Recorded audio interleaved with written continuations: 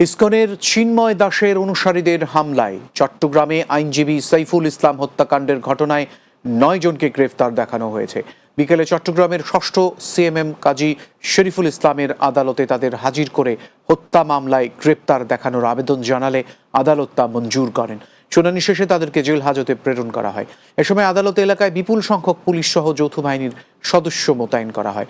হত্যা মামলায় যাদের গ্রেপ্তার দেখানো হয়েছে সেই আসামিরা হলেন আমান দাস বুঞ্জা, রুমিত দাস, নয়ন দাস, বিশাল দাস, দুর্লভ দাস, রাজীব ভট্টাচার্য, সুমিত দাস ও সোনু দাস।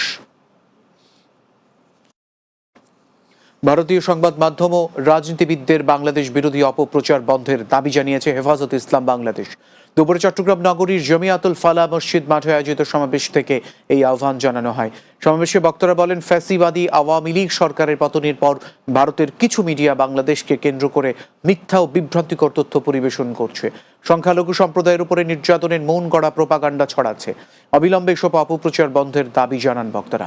সমাবেশে হেফাজতে ইসলাম বাংলাদেশের নায়েবে আমির মাওলানা আইয়ুব বাবু, নগরীর কেন্দ্রীয় যুগ্ম মহাসচিব মুফতি হারুন এজহার, মাওলানা নাসির উদ্দিন সহ জেলা ও মহানগর নেতৃবৃন্দ উপস্থিত ছিলেন।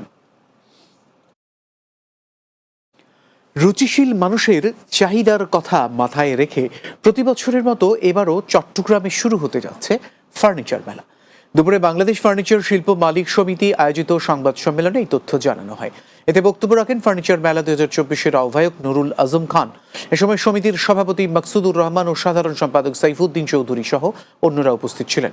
আগামী বুধবার থেকে জিসি কনভেনশন সেন্টারে সপ্তাহব্যাপী আয়োজিত এই মেলায় অংশগ্রহণ করবেন ফার্নিচার তৈরির সাথে যুক্ত দেশের বিভিন্ন 28টি প্রতিষ্ঠান। রাতের বাংলায় আবারও বিরতি নিচ্ছি, সঙ্গেই থাকুন।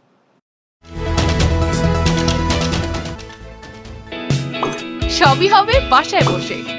আইডিয়াল সিয়াম ফাইন্যান্স